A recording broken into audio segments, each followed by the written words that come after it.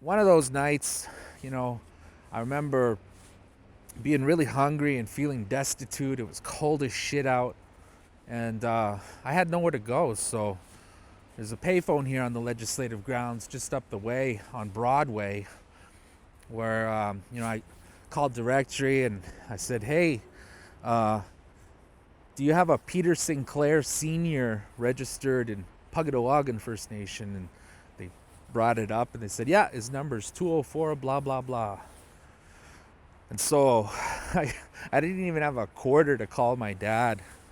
Uh, so I called him collect, and he answered the phone. I heard his voice. He's, "Hello," and collect call from Clayton, Thomas-Muller, accept the charge. And he's like, "Yeah, yeah, okay." And I was like, "Hey, Dad, how's it going?" And he's like, "Well, not bad. How are you doing?" And I was like, "Well, I'm not doing so good. And I'm homeless right now, and I'm having a really hard time, and I've never asked you before in my life, but I sure could use some help."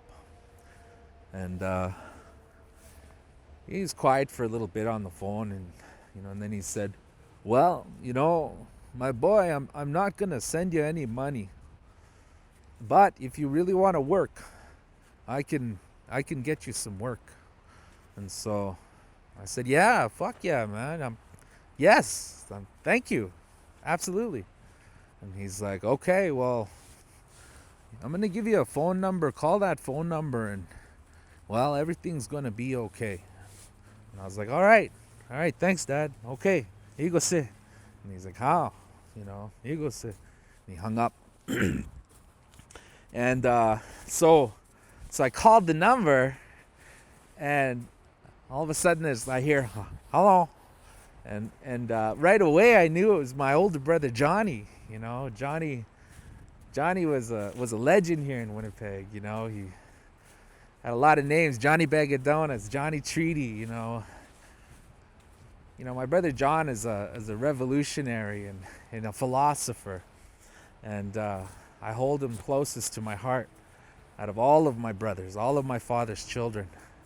And we had been close before I went to juvie. I was here in Winnipeg for a summer, and we spent some time together. And I was supposed to just go to BC and face my charges, get probation, come right back, and hang out with him. But the courts had another plan with me, so we had lost touch, and I didn't even know he was here in Winnipeg.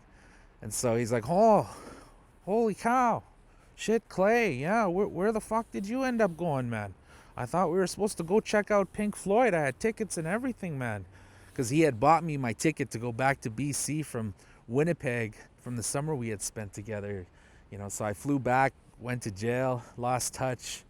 And so John's like, "Well, where the fuck were you? Holy shit, jail, eh? Well, where are you now?" And I'm like, "Yo, man, I'm down on the